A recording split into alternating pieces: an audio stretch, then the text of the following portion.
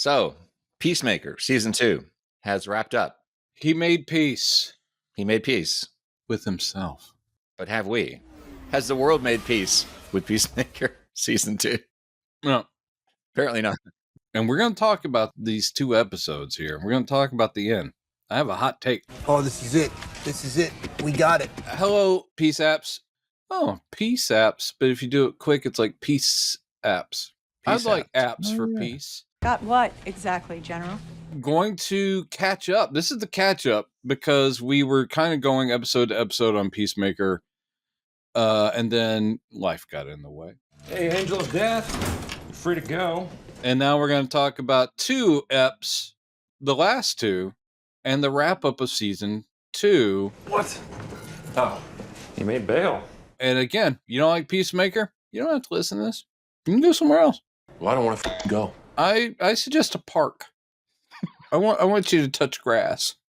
Yes. And you know what I'm talking about too, huh? Touch grass. I don't know what that is. It's not how it works. What do you think, this Holiday Inn? Get out of here. Chad, how did the end hit you? How did season 2 wrap up, and what were you left feeling? I liked it. There's a lot of things I want to get into. I know we're talking about 2 different episodes. I liked it, but with notes. We kind of said similar thing with Superman, but I have way more notes for this than I did for Superman. Yeah, I do too. Because just to preface, which I'm sure a lot of you are on the same page with us on this one, if you've been watching the show, James Gunn, God love him, and I love him. I love his work, but he's got to get better at managing his fans' expectations for the show. He hyped the out of this. I will take some blame. I mean, because it's a shared thing. The creator set something up, and how you react to it is a personal thing. This is all subjective. And I see online that it's not like people are turning against him, but there are plenty of people going, dude, seriously? And people calling the finale like nothing burger and stuff like that. And that's harsh. But I'm in a similar boat. When I said I had a hot take, it's really not that hot since a lot of people kind of share it. Just like you're saying, expectations were somewhere else. And what was delivered, while I enjoyed it, it didn't measure up to... Because here's the thing. I know also people hear us get fanboyish, which we are. And they mock us for like, oh, you just like anything that he does because he's your boy. He's not our boy. I'm speaking for both of us. We've enjoyed pretty much all that James Gunn's done. I said, even after Superman, I was like, this is a guy who it's always rough edges. I don't think he's a perfect writer or filmmaker. I like his idiosyncrasies, the things that make it a James Gunn thing. But I will also... as much as I loved Superman, I had notes, and same thing here. I enjoyed season 2 of Peacemaker all the way through, but I've got notes, and it does have to do to some degree with what he didn't promise, but he did hype stuff. And then we get to the end and we're like, oh, that's it. Yeah. Yeah. By the way, and I know that it works often, but can we curb needle drops and music videos and stuff? Yeah. You get one, Jimmy. Yeah. It's like maybe one per episode, but Jesus Christ, Nelson and then Foxy Shazam. And I was like, I'm not here for that. The theme song is great. I was not familiar with that song, and I'm like, I like that a lot. And I see how it ties into Peacemaker. The lyrics, pretty great. It's like, there's always a wrong to your right. That's great. Yeah. There's always a war left for you to fight and all that kind of stuff. I'm like, yeah, I get it. That's a great choice. But, they're all celebrating and shit. And I'm like, and then when the big stuff is revealed, which we'll get to, I'm just like, oh, so it's just setting up something that already happened in the comics to some degree. You borrowed a storyline, and okay. And then I took a drink. Yeah. Okay. Well, let's back up to the previous episode, since we didn't get a chance to talk about. To the previous episode. You back up to the previous episode. Jesus. said, we'll do it together. Episode 6 was amazing. As promised, episode 6 was amazing. But on to 7, it continued along those lines. It was solid, and again set up a lot of questions. And we continue with Happerson and Rick Flag Sr., who did have a very interesting journey in season 2. That in the background, Chris being devastated and just hanging out, leaving everybody, hanging out in a motel, smoking doobage. At least there wasn't like 20 naked people wandering through the hotel room. Yeah, he got that out of his system in the first episode. He did. Because again, that I think again, John Cena, should be his show reel, is the work he did in this season, because he's oh my God, proven himself. He's so good, and the devastation of the what he discovered, and then of course the widespread slaughter of his family. By the way, when you mentioned that, or someone in the comments were like, what the hell is David Denman's character? It's like, what's his superhero name? And someone in our comments said Captain Triumph, and I thought they were joking. And then it turns out, no, that is. And then I was like, okay, that's clever. That's a clever subversion. And I doubt there's anyone out there. Like when he messes with Vigilante, and people mock me when I say, Doomsday is too recent a character. And they're like, yeah, from the 90s. Oh. and I saw that comment. Hello, I'm old. But also, the character of Superman is nearly 90 or almost a century old. I mean, pushing it a bit, but so yeah, he's recent. Doomsday doesn't have the storied life that a Brainiac. I would say for people our age, anything that's post-crisis feels recent. Exactly. I mean, and so anyway, the whole thing of Captain Triumph, like if you mess with Vigilante, he's still recentish. He's 80s vintage. This Vigilante, to where there might be living fans of his that were there when he first debuted that are like, I really enjoy the character that has been created. And what's the actor? What's his name? Oh, I've forgotten. He's great. I mean, we don't do our homework on this podcast. No. We just start talking. Anyway, again, everyone loves him, and I love him. They love the character, even though he does stupid, ridiculous things, including like jumping through a window and then stabbing the fuck out of Peacemaker's dad. But he's not the character from the comics. James Gunn does change a lot of things. And when I heard the Captain Triumph thing, I was like, I don't think there's anyone at this point. Maybe there's a 92-year-old who's like, how dare you? That is not my Captain Triumph. But I do love the parallels because, yes, do I know that character? Yeah. And the idea of the Ghost Brother is kind of brilliant. Now, that may have nothing to do with Keith, his experience, what goes forward. And they're calling it like the birth of a new supervillain. I'm like, yeah, they've really set that up. Yeah. But just symbolically, Ghost Brother. It's like, oh, yeah, he gets his power from the spirit of his brother. Tell me more about, I really know nothing about Captain Triumph from the comics. Yeah, literally, he's a Golden Age character. And DC has, just like with Crisis and whatever, anytime they want to deep dive and just like show you, here's everybody, like in the 80s when they did All-Star Squadron, which was really like, here's all the Golden Age people in 1940s adventures. And you're like, hey, cool, I'm a kid of the 80s. I want to read about Little Boy Blue and the Boy Commandos or whatever. So, yeah, they're twin brothers who were both, I think, like athletes and adventurers and explorer type guys. One of them dies.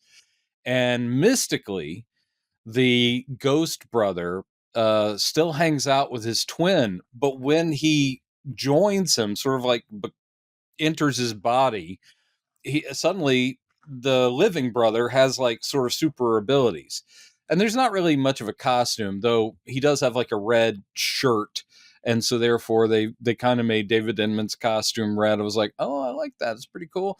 I mean, literally, I think he just wore like a red t-shirt and white jodhpurs. It was the 30s, you know, he's just like going, and no mask. He's like, I'm Captain Triumph. And then people are going, great. I don't think they worried much about secret identities with him. It's like, Great. you look exactly like, oh no, you're thinking of somebody else. By the way, guys, if you're, and yeah, I'm talking comics, somebody want to have a problem with that? You want to leave? There's the door. Actually, I am pointing to my door. Why would you need to know where my door is in my apartment? Anyway, Golden Age, I love, because it's all crazy. But speaking of secret identities, guys, look up the original Phantom Lady from the 40s. She continued. She's in DC. But the original version with no mask, she was a senator's daughter. Like a hot senator's daughter. She has one of the skimpiest costumes of the Golden Age. Fellas.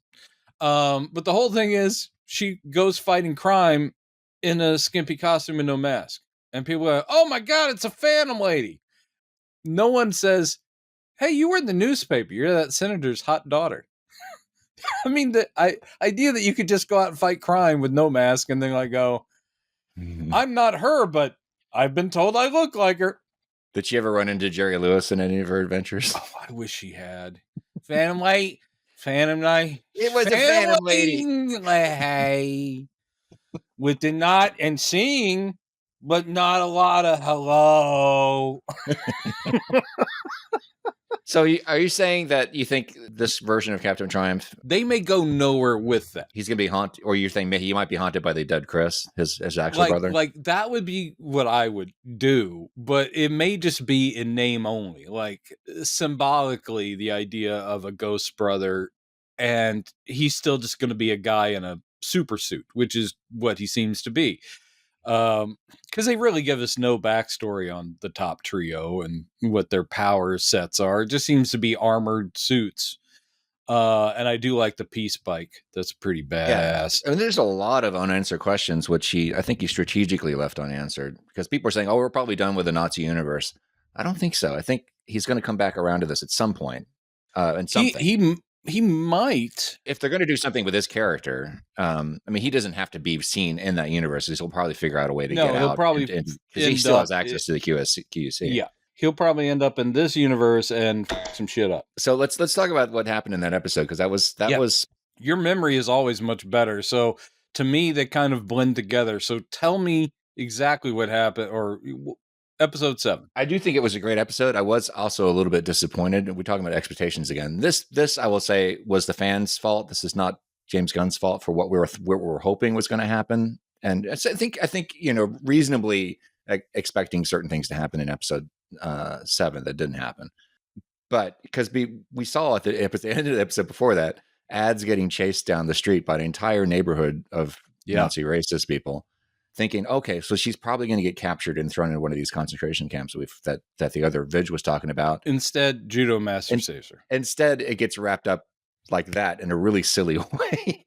And that was okay. And then they spend the rest of the episode hanging out in somebody's living room. So it was like totally not what I was expecting. So all those things we're saying, like, oh, we're totally going to get GI Robot coming in. There's going to be this big battle. Yeah. Well, I mean, that is expectations. That's not his fault. Yeah. And I know that because we talk about this, you in particular love to speculate storyline. And I, even though I'm a writer myself, I sit back and go, just tell me the damn story. But a similar way, it is on us for what we might have wanted or expected. However, and he never promised any kind of thing. All he ever said was 6 through 8, but specifically 6 and 8 are crazy. Yeah. They're crazy. And it's the best stuff I've ever done. He says that a lot, though. And the proudest I've ever been of this work. So obviously we're thinking, and again, in comic terms, it's like, and we're in the whole of the universe. And yes, it's Earth X. It's the Nazi version. And we're thinking, damn, I wasn't expecting Superman to show up or anything like that, but I was thinking we've built to kind of like, and I did say, remember, I actually said, I don't think we're going to have much time for character development because everything's gotten so intense. It's going to be like this intense That's all we got was character action development. thing. That's all we got was character development. Yeah, that's what he was excited about. That's what he was talking about. Which again, totally valid. And I am not a guy who sits there going like, I'm so bored whenever they talk.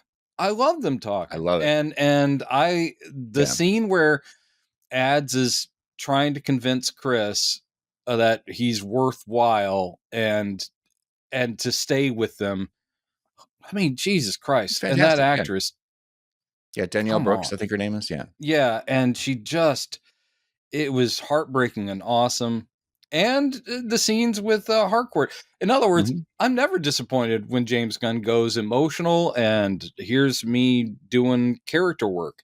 It's just, we're sitting there going like, holy fuck, these concepts are cool. And it's going to be just crazy action adventure. How are they going to get out? Instead, it was like you said, it was like, well, they kind of get away and then everyone just hangs out in random houses that they just seem to take over in a universe that's not theirs. And he really did. That episode was, in a way, was very much him subverting people's expectations, in kind of an annoying way in one respect, but also in a really good way. When we found out, was a double whammy. When that in one scene, we find out finally that his father in this universe actually isn't a bad guy, or at least that was great. He has a good heart. He just lives in a fucked up world where he tries to do as much as he can, but he's not racist. Yeah, he's like, well, you must be very lucky that you live in a perfect place where nothing bad happens. And he's like going, I'm doing what I can here, which is I'll fight kaiju and be a superhero and be nice to kids. Because I can't take on the entire social structure of this world and, correct what they've done to ethnic minorities and so forth. Which presumably is like a world empire. It's not just the United States, and we don't really know. But I mean, if they have Hitler murals, which they do, it means, there's pretty much a world government. It's like the Nazis won, so ugh. So in the same breath, we find this out. He immediately gets murdered by which was, I don't think anybody was expecting that to happen either. No, and that was shocking.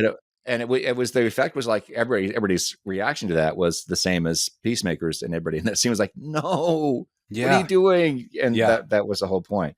And then, of course, as you were already talking about, we get this vicious setup for a supervillain, probably the most vicious setup I've ever seen for the origin story of a supervillain. Guy finding out that his brother has been killed. You can't really say murder because Chris has a point. It was self-defense. It was accident. Yeah. And it was an accident. But to Keith, that doesn't matter. And then having his father brutally murdered in front of him. It's like, okay. Yeah, that's...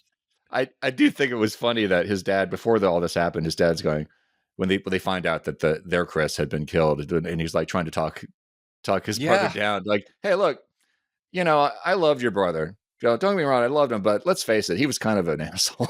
Yeah. he kind of sucked, right? I mean, a lot of your speculation, which again, your speculation is always amazing, and very often you actually do hit on where they're going, but I was wrong this time. Yeah, the idea that Peacemaker might have had like a troubled conscience in that universe, and therefore that's the drugs and all that, or he was working with the Sons of Liberty or whatever it was. Yeah. No. Of the terrible trio, top trio, he was the fucked up one, and probably not evil at all, but just like he had troubles, and obviously Chris does too. In the Prime universe, he self-medicates. He's got issues. Yeah. Mm-hmm. So they were more like than you could imagine. It wasn't like a flip version. That's always a deal with an alternate universe. You do assume that everyone's going to be sort of like Bizarro World, where they just be exactly the opposite of the character. No, they were very similar. It's just their worlds were very different. Yeah. There are subtle hints, subtle mentions in the dialogue too. Obviously, the way we see David behave, what's his name? Keith. The way we see Keith behave in the episode prior where he's the one who calls, sounds the alarm that Ads is in the neighborhood. And then later the next episode, his dad's going, "What are you doing? We don't do that. What is it with you two?" Talking about him and his brother, like, "What have I taught you? You guys aren't listening to me." So it seems that both brothers in this universe have kind of bought into the society's race, inherent. Yes, or at least institutionalized racism. They were born into it, as their father would have been, but at the same time, the father is closer in age to a generation his parents would have known pre-World War II and been like, that stuff ain't right. But generationally, yeah, I'm a little drunk. Is that it will trickle down and get thinner. And when you grow up in that society, I bet it would be so much easier. Or just everyone else that I know, it's like, oh no, that's what we lock people up that are different from us. Like, I was so shocked when Augie's character turned out to be, not a racist. It was a good twist. Because I was hoping that was the case at the beginning of the season. I was thinking by the middle of the season, I was like, no, there's no way. He's probably the same kind of asshole. He's just happy because things are different there, which is obviously what James Gunn deliberately led us to think. Yes, that. and good because you need that kind of, because it wasn't an action packed 2 episodes, but you bring on something that sudden and violent and unexpected, which he's prone to doing in all of the stuff he does. In going back to Guardians and before, is the sudden outburst. So yes, Vigilante coming through a window and just stabbing the hell out of Augie. You're just like, wow, I didn't see that coming. And that comes on the heels of, what a twist about he's actually a decent guy in a terrible world. And he's the voice of reason. And even knowing that his son is dead, he's kind of like, it's okay. And and like, man. So your heart breaks. Yeah. And when Chris is just on the floor going, what are you doing? And then he's just wiped out. It's just hardcore. Getting back to the way that Ads was saved by Judo Master. Yeah. That was an example of again, I mean, James subverting expectations, but also being kind of having maybe a little bit too much fun with how silly that was. It was silly in the first place that she was being chased down the street by the entire neighborhood mindlessly. These people just chasing her like they're mindless zombies, which I understand the comment he might have been trying to make there. Yes, I think so. But she tries to get away by jumping into a pool.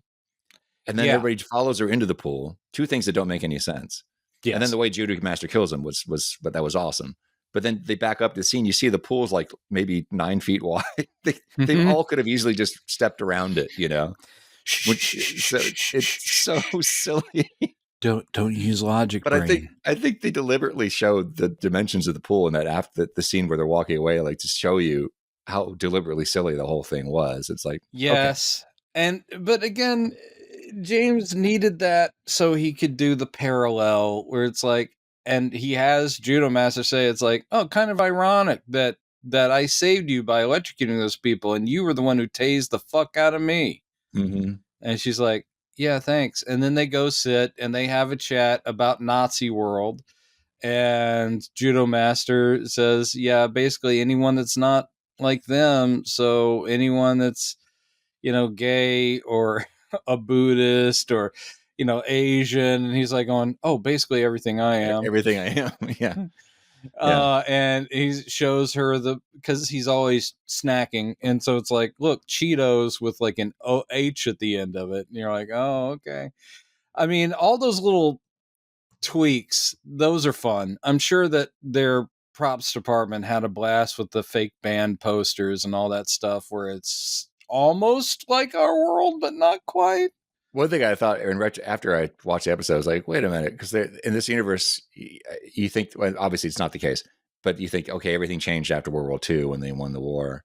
Yeah, but there were differences. Obviously, there are things because there's Ford. Because there was Henry Ford. Yeah, there's Henry Ford, which was a turn of the century thing long before World War II. But so that's hilarious. There's just little differences all along the way. And Halloween being the second, or like, who's the best band? The Beatles? That made no sense at all. Yeah. Or Halloween. Yeah. If black people had been removed from popular culture before the 50s, we would not have rock and roll. There wouldn't have been a Beatles. Nothing would be the same. Literally nothing would be the same. But that's okay. That's a very comic booky thing. A very comic booky thing. Everybody has the same house, and Vidge has the same keys for the same door. Yes, yes. No, he wouldn't even exist in that universe if that's really what it was. But it's okay. It's comic books. Well, so. That's the butterfly effect thing of like, if this thing had been changed, it's like, would technology be the same? No. It's like, so yeah, I don't Literally think streets would have the same names. And I mean, he'd probably wander around going, oh, Adrian Chase was never born here. I mean, it'd be more like that. Or this city isn't even named. So I don't know where my parents would be, that kind of stuff. It would be much more different. But it's a comic book show. It is a comic, and we're going to deal with that. It's okay. So yeah, I liked all that, of course. And they pick up the whole Harcourt and Chris having to escape Argus because they figure out that, the other Harcourt's like, stop them, and they have to escape, and why'd you come for me, and all that stuff. They all break up into little groups, that's also just, you got a lot of characters. I want to have this. So yes, Ads and Judo Master together, and you've got Economos isn't, what is he doing? He just hangs out in the house, and Augie finds him. Remember? Oh, that's right. Yeah, and that's why he's tied up and being tortured. He's like, all right, I'm not going to tell you anything. Okay, yeah, well, I know the other Peacemaker and he killed your son. Oh, sorry about that. Yeah, he immediately caves. Yeah, it's very funny. So all that is good stuff. And meanwhile, Rick Flag Sr. in our universe is just, he's not looking for other universes yet in episode 7, is he? No, he doesn't get the portal device until the end of that episode. That's right. When they come back and Chris gives himself up, basically says they had nothing to do with it. It was all me. Here's the controls to the quantum thing. But we do see why he needed Happerson. Happerson uses the who I still like to call Sapperson. Because he uses the tech that they had and the Lex command station that Argus now has in their facility to locate where the portal was last used. Yeah. He's like, you need to ping that, and it like takes him 5 minutes. He goes, there it is. Yeah. I did like the little bits of canon, nerdy details he drops there in that conversation, because they talk about the tech. Like, this tech is way beyond anything, you know.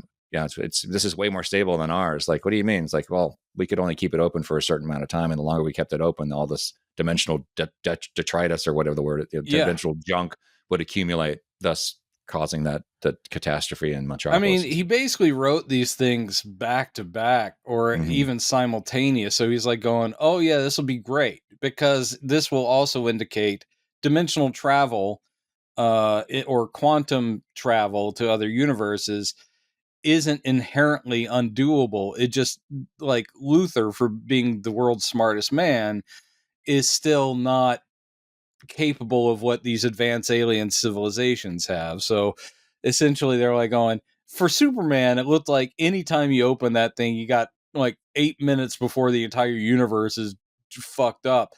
And meanwhile, Peacemaker's been able to go into a closet all the time.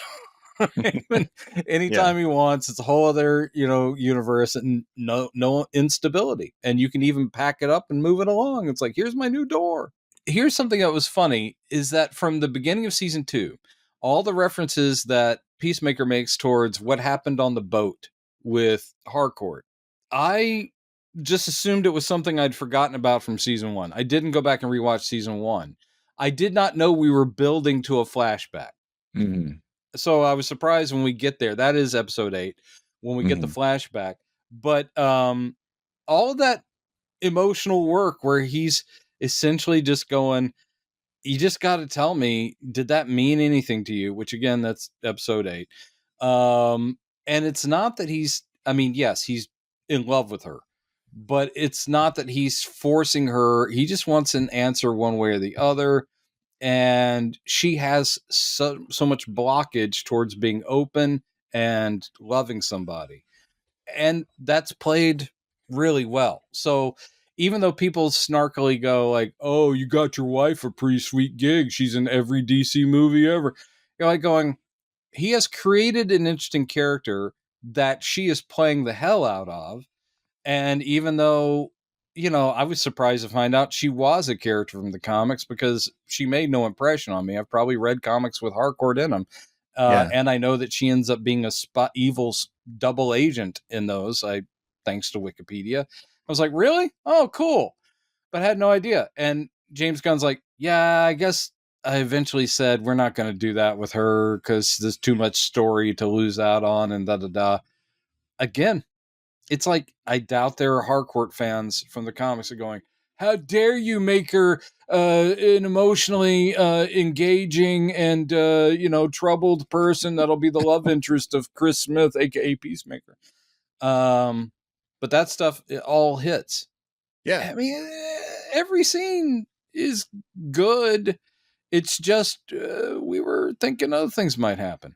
Yeah. And not having G.I. Robot go to Earth X is such a missed opportunity. There were the sort of mismanaged expectations, which is partially our fault, partially his fault for, yes, it's he was obviously really excited about those emotional scenes in 1 and 6 where Jennifer is talking, or Harcourt is talking to Chris and our Earth X universe, and then and of course a bunch of big scenes in the last episode that were great for character development. I loved all the scenes, and there are interesting plot developments as well that will lead places. Sure, it's just because of the way he hyped. I really was expecting something of cosmic import by the end, or something really big. And what we got was salvation. And there were two. Here's the major complaint I had for this. And this, again, once we move forward into the other things, the other shows and Man of Tomorrow, I'm sure this is not going to be as annoying to me as it is at the moment. Yeah. But I really feel like the character of Rick Flag Sr. in this season was underserved. And it's only, and this is part of the things that's annoying. The only reason I say that is because we're familiar with him from Creature Commandos. Yes. We see him really kind of going off the deep end into evil land at the end of episode 8, where he's seemingly just completely lost connection with the decent side of himself. James Gunn says in that podcast thing, he says, well, Rick Flag Sr. is kind of Breaking Bad in this episode. He's like hanging out with bad guys and like, okay, I get it. But in order for you to break a character bad, we kind of have to have at least a little bit of a hint of his decent side first so we can actually see him breaking bad.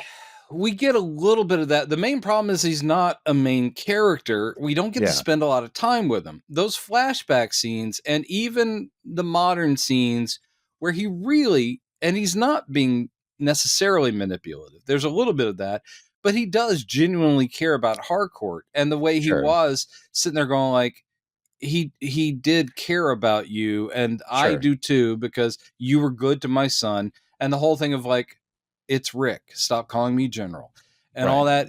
That's genuine. That first scene, yes, I'll give you that. But he was also, trying to get something out of her at the same time. So for somebody who's not familiar with him, I know that he's a decent guy because I watched Creature Commandos, and we saw a little bit of that, little teeny bit of it in Superman. Where he starts off kind of defending Superman. It's like, he meant well. I'm sorry. He apologizes for arresting him and stuff. Not that it made it better, but you do kind of see a little bit of the decent, soldier that he was in Creature Commandos in Superman. And this one, he's not so much. Yeah. He's pretty much a dick almost the entire time, except for that first scene. And that's unfortunate because I really love his character in Creature Commandos, and people who only watch this show don't know that person yet, unfortunately. Well, true. And so that's where that's on you, folks. Yeah. Watch Creature Commandos for another side of Rick Flag Sr., a side that has gray hair and seems to be nicer. And you see, he's much taller. Much taller. Frank Grillo's not he's quite like as tall. Taller. But anyway, it doesn't matter. It's cartoon. I mean it's animated, and there you go. But it's in the same universe and it's the same continuity. I was surprised no one ever brought up the Creature Commandos, like at all, other than him, like them saying what happened in Bukalistan, whatever. Yeah. And you're like, come on, man, talk about Frankenstein. I'm ready. The other thing about his character too is that his motivations, I get it. He's largely driven by it's revenge. revenge against the death of his son. But this whole thing about being against metahumans, we do know that he was at the end of Creature Commandos. He was beat within an inch of his life by a metahuman, Clayface. Clayface. He was also saved. His life was saved by another metahuman, Frankenstein's monster, or Eric Francis, whatever his name is. I forgot. Is it Eric? Is that his name in the show? Let's go with that. Anyway, he's saved by Frankenstein's monster. And that's the only reason he survived, really, is because he happened to be there. He would have been dead for sure. But we don't really get to know that. Does that have anything to do with his animosity towards metahumans? Because Peacemaker's not a metahuman. He's just a dude who happened to kill his son. By the way, under orders from Argus, the very organization he works for, which he should be smart enough to know, because it would have been in the report that he read. Yeah. Because Peacemaker was obviously incredibly honest in the report he gave, because you have the exact dialogue from the scene. Yeah. Yeah, he was very honest about what happened. He was being a good soldier and doing the bad stuff.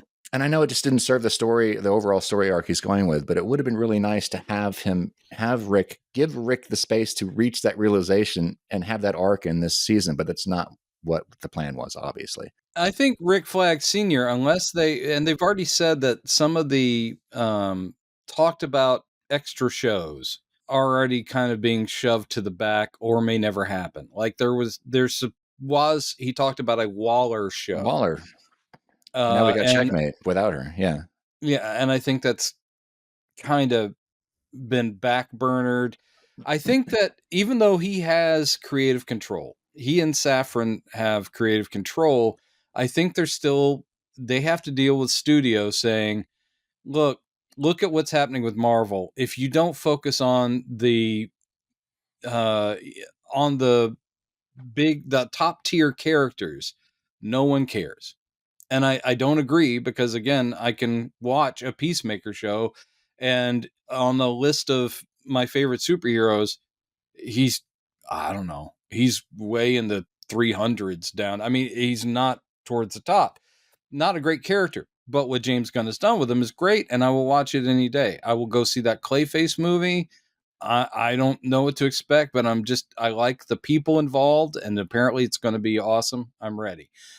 But I think they're sitting there going, you need to do a Batman. You need to get your Wonder Woman. Whatever you're doing, you need to get that up and running. Lanterns is coming. Thank God. So I think they are basically saying, like, all your weird side stuff. And I think they're basing it on reactions to things like Creature Commandos and Peacemaker, which have been successful-ish. Mm-hmm. But I think they're going, would be more successful? You got to get the Flash up and running. Up and running. Do you see what I did, Chad? So back up to when you were saying there was one moment in Rick Flag's Breaking Bad scenes. It went way too far. And again, Gunn is just trying to hit his points. But the montage of dead Argus people being brought through the doors and him laughing, I mean, that was so over the top. It's like the evil guys, the Luther men. It's like there's Otis and Happerson and the other people that were Luther, and Rick Flag Sr. just going yeah. And it's like, I know that is, we also have to see Flurry make a transition in this episode towards like, oh hell no, I'm there. We are not going to be, set them up disposable people. I know they needed that, and I know they also needed all the Argus people looking over and going, oh my God, they don't give a shit about us. But it was cartoony is what it was. Yeah, I was like, there's probably other ways you can do it without it being just literally mustache twirly. Who cares? As long as we open doors and find universes. Yeah, that's what I mean. It's like I don't really see how there was a through line from the Rick Flag that we knew and Creature Commandos to that. That was not smooth. Yeah, it was just him going, here's where I need them to be, and I didn't have the time to get us there in an organic way.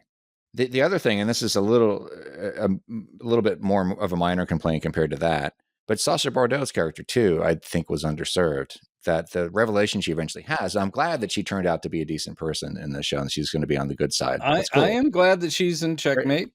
But that's great. But again, I still don't really understand, because I was confused by her coming on to him, the first couple episodes. Like, what is she doing? Because it seemed like she was up to something. Apparently her working with him for a while and then going, you're an older hot guy, let's hook up. But the thing that turned her on was like, that was after he beat the crap out of Peacemaker, and something about that she liked. I'm like, okay, if this is something about her character that she's moving away from, I don't really think we got to know enough about her. We don't get to know her very well at all. Again, it's a thing where she's there, and people who have read DC comics, she's, I think, a Greg Rucka creation, and that was during all the storyline with Brother Eye and all of that. So she's early 2000s, I think, and Checkmate. And she's awesome, but it's just, if you don't know her and you're watching the show, she's just like hot Argus agent who they go, yeah, she's a cyborg. And you're like, okay. And that's all you know about her. You don't know if she's a company, like a good soldier or not, for a long time. And actually, we were talking about like speculating maybe she's spying, like she's a mole, and maybe she's duplicitous, which did make sense, but not really. It's just that she does get close to her boss in a romantic way, then sees him becoming really twisted and hanging out with the wrong folks, enough for her to go, I quit and I'm going to join up with the 11th Street gang, and we're going to form a new group. And you're like, all that is so sketched in, because the weight of the show is still on, as it should be, your title character, Peacemaker. But yeah, you're like, you're trying to connect the dots to how you get to episode 8 and the creation of Checkmate and all that. And you go, oh, it doesn't, we're having to kind of just fill in gaps, because it's just sort of like, and now all these people are pals. Like, and I'm happy that Flurry's on the side of good, even though he's still a very reprehensible guy, but he's on the side of right. And Judo Master's like, yeah, these people, I'm going to hang with you guys now. And it's like, all right, great. And this leads into the other thing that was kind of disappointing about the episode. The run length of the last episode was very long, and he did talk that up. It's 57 minutes without even the credits or anything on either side of the episode length. But we get live. We get two. We get like 10 minutes of not only performances, but montage sequences. Yes, a lot of Nelson, and especially this Foxy Shazam sequence went on so long. It's like, if you want, I think you've already promoted them enough by making their song the theme of the. Well, whatever. I think it was incredibly self-indulgent. Yes, at a time when the story really, as we're just saying, the story really needed a little bit more punch up to adequately serve these characters who have been underserved. The main characters are very well served. Supporting characters, not so much. It does seem that the key moments is like, we're trying to see Chris pull Harcourt out of her shell. This is all in flashback, so we finally see what the boat scene is. And that's nice, but apparently the key to Harcourt is you just get her drunk, and then you convince her that cheesy, not good music is fun in an ironic way. I mean, maybe James Gunn does, maybe he truly loves Nelson and Foxy Shazam, and that's fine. But I often, with his work, I want him to back off of some of the things he goes to a lot. And I'm sure he hears this. Needle drops I'm okay with, because when used well, Scorsese's a master of the needle drop. When used well, it'll elevate something, and it will be, oh my God, we didn't even need dialogue. Look how amazing this all is edited together.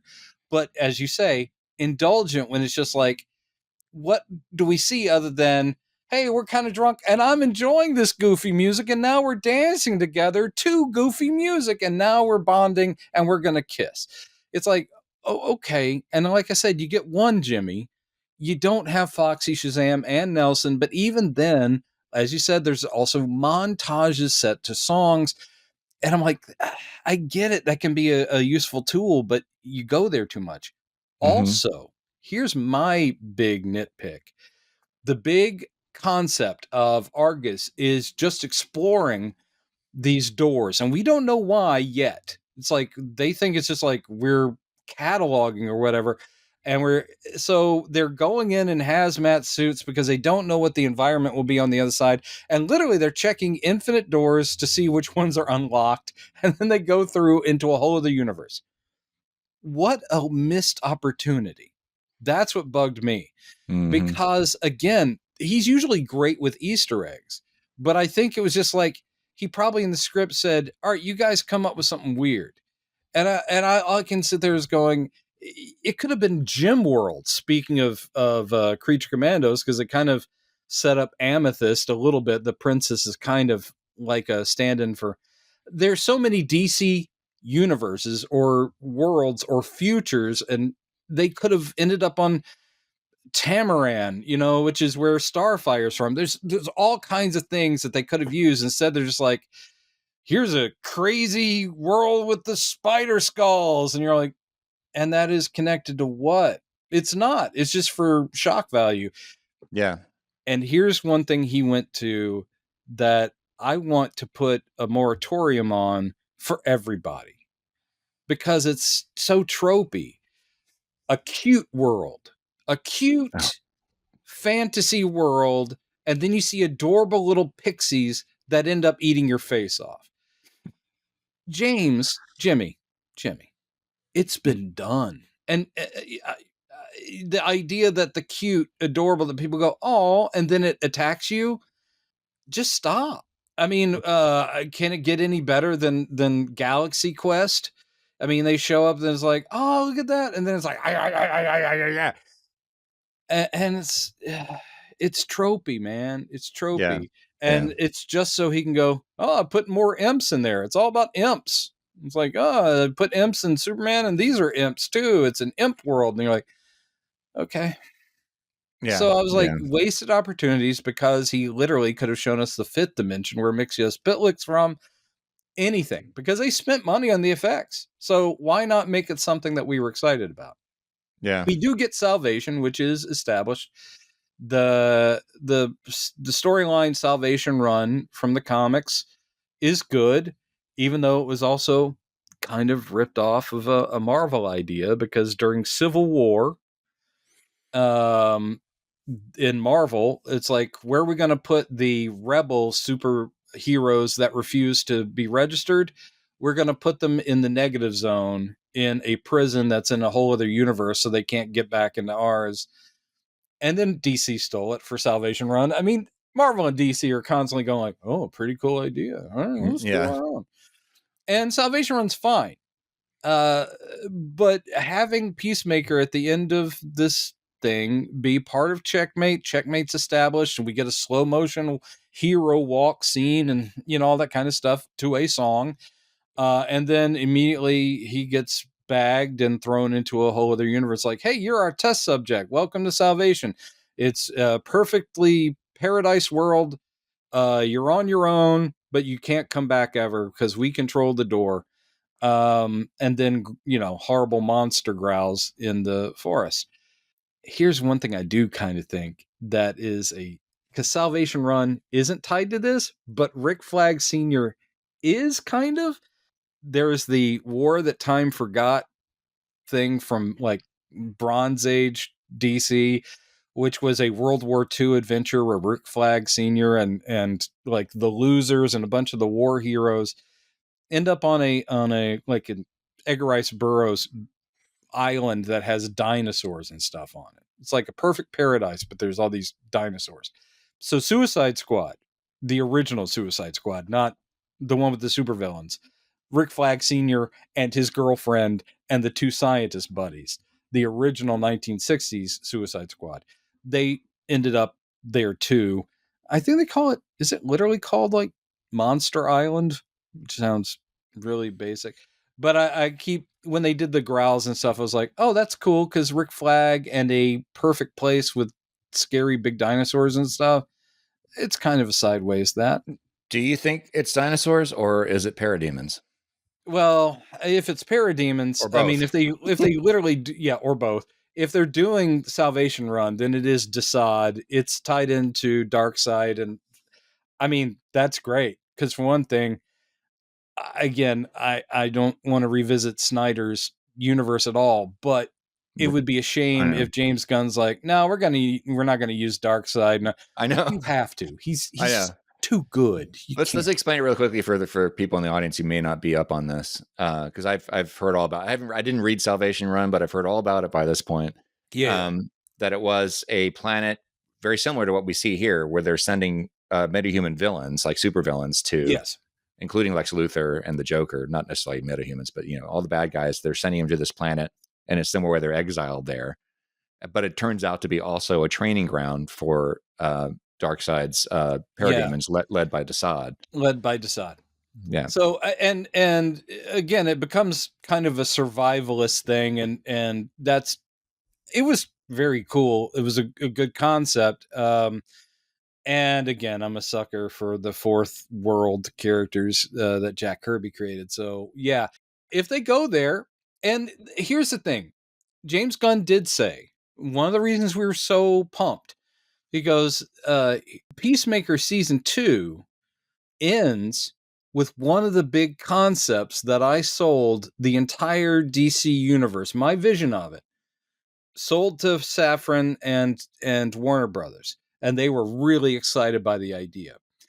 So I thought it was going to be something bigger or different, and something that was not going to be, and no offense, Mr. Gunn, again, if you're going to use a storyline, it's a great storyline, but essentially he's like, that's the concept, is that metahumans will be shoved off to this world, and how will they make their way back? And will they have to form alliances or whatever?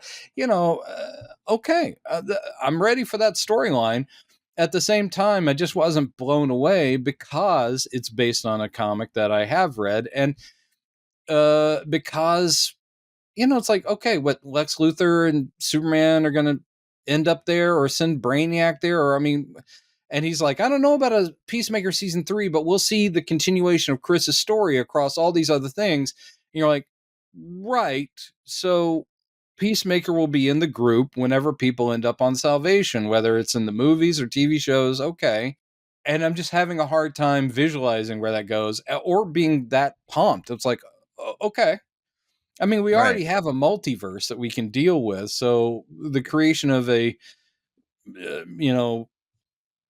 open green world where there might be monsters and our superheroes have to, or supervillains have to fight them. It's like, all right.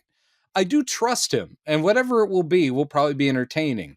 I was just expecting something along the lines of, I honest to God was sitting there thinking, like, if the Monitor shows up at the end, or it's something cosmic, or something like the Spectre shows up, or I was just in there, or just a hint of maybe Darkseid or something. I literally thought it was going to be that big.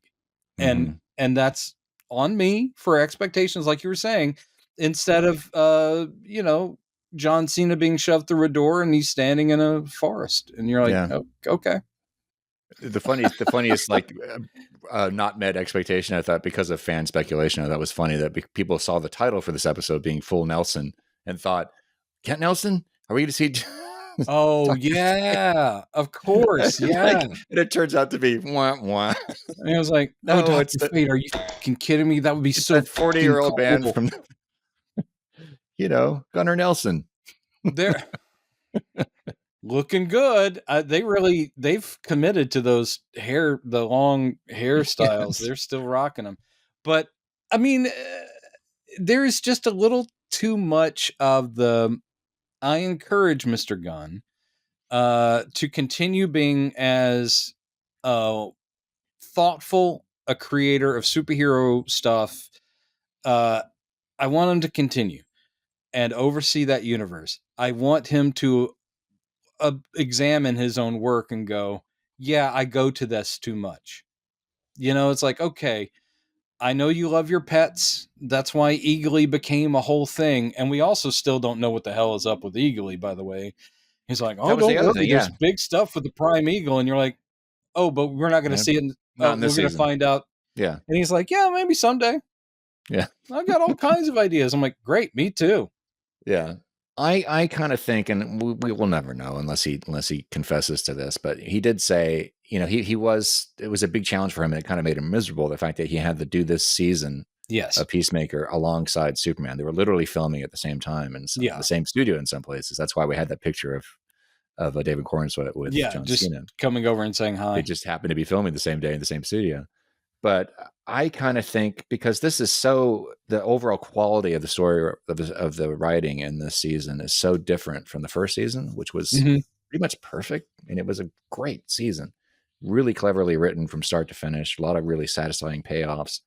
And this one, I still loved it, but it really didn't stick the landing. And there were a lot of little through lines in the season that just they weren't quite thought through as thoroughly as they could have been. We're on the same page. And by the way, for those watching us, and why would you be at this point? But for you guys listening to this, is Chad and I, because of our schedules and stuff, we haven't talked about this till right now. So when I say, oh, we're on the same page, I didn't know where you stood. Though usually when you are ecstatic or excited about something, there'll be a little text message going, "Did you see it?" Oh my and God. I did notice the quiet. I was like, maybe Chad wasn't as pumped. So you guys, we're not Gunn slaves. We are I enjoyed it too. I see points. We just spent 20 minutes or whatever talking about stuff where we're like, yeah, I don't know. Yeah, and this didn't quite work. I the things I love, I can still pick apart. And here, just like you're saying, I don't think that he was uninspired, but I think maybe it was, I'll do a quick polish. It's like one draft and a quick polish. I got so many ideas. It's like, yeah, well, maybe deal with the ones you can fulfill instead of, like we were talking about, sort of sketching in stuff to where when you back away and go, oh, that doesn't connect.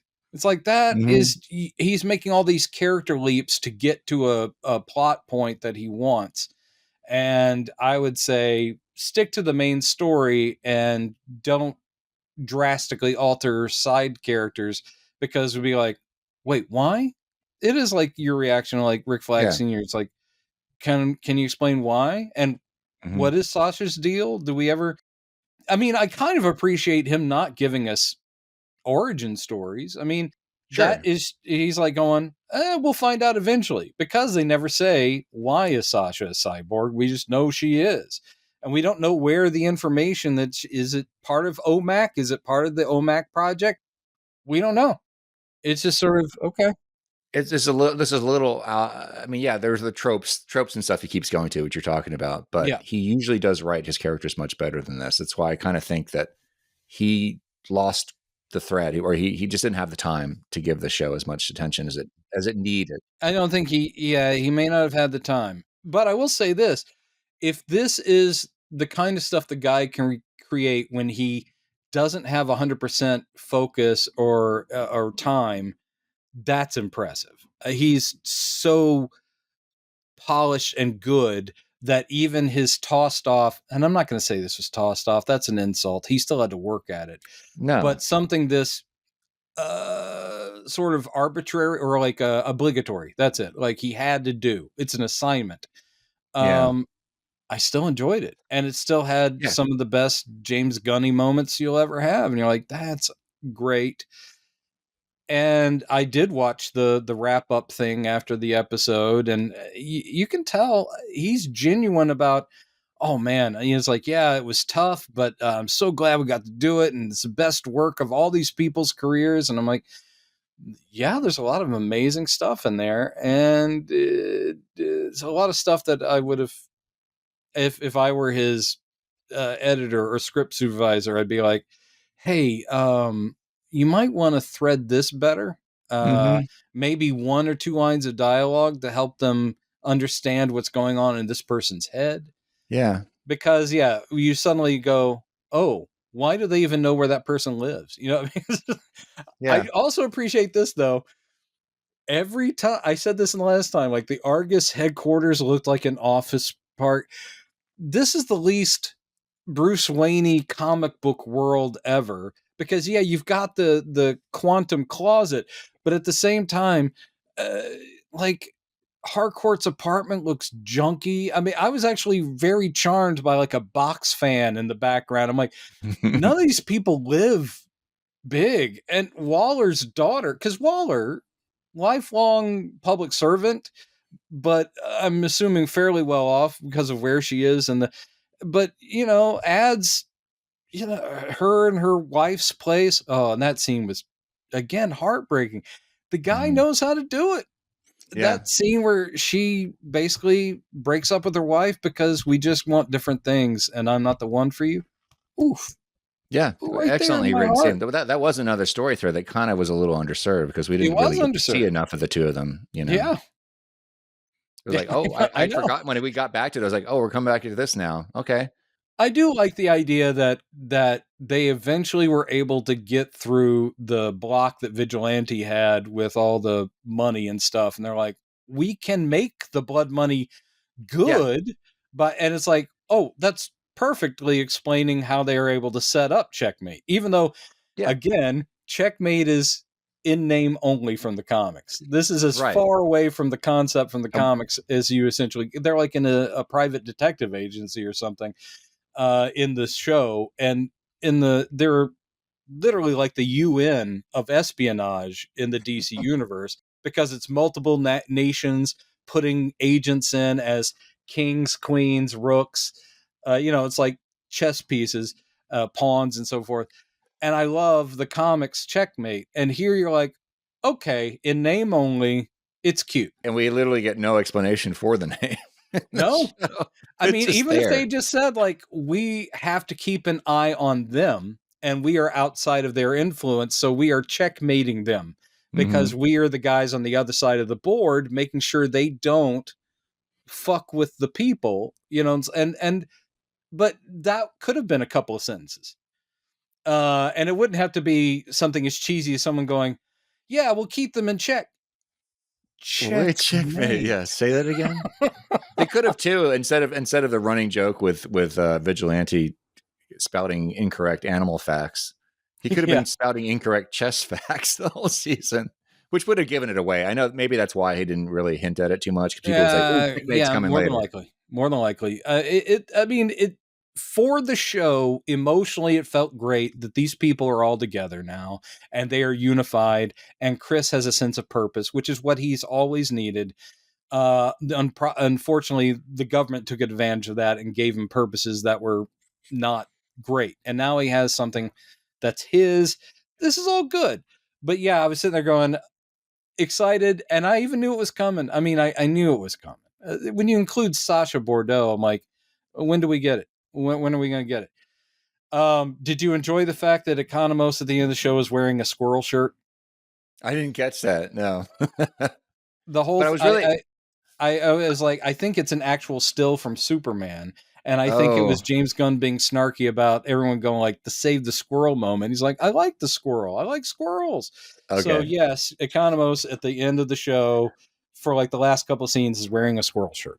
I am really happy that as kind of clumsily as the whole Checkmate thing was set up, I'm happy that those characters are going to be around, and I'm happy that Economist is going to be around, because I was thinking, before that last episode came out, I was thinking, wouldn't it be cool if, in the future when the Justice League actually gets established, and they're in the Hall of Justice instead of the Justice Gang, and maybe Maxwell World doesn't have anything to do with it anymore.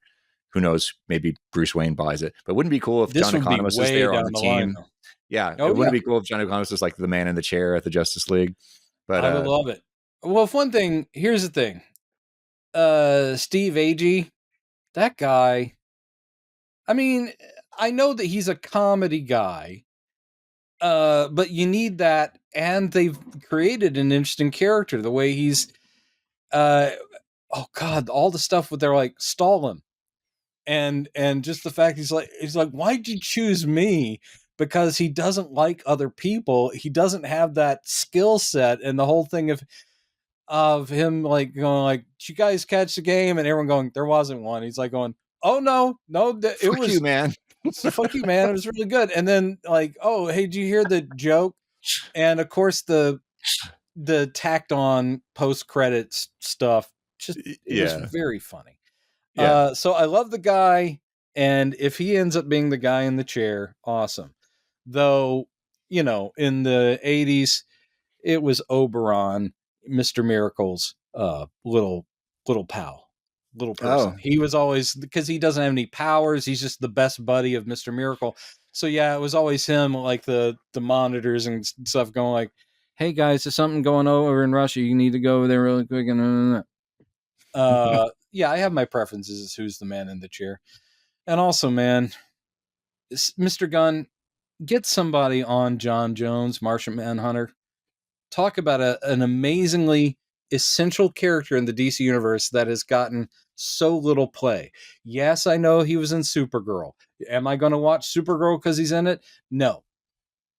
I couldn't with Supergirl. I tried a few episodes. I'm not going to watch it just because that character's in it. Did Zack Snyder have him show up at the tail end of like his Justice League and go, hey, Bruce Wayne, I've been here all the time, been watching you guys. My name is John Jones. Bye. It was great. I mean, that was one of the parts of the Zack Snyder cut that I was like, oh, this is cool. But yeah, it serves no purpose whatsoever. Yeah, I mean, it's just like, oh, again, teasing. You saw the formation of the group, even though it was ugly and way too long.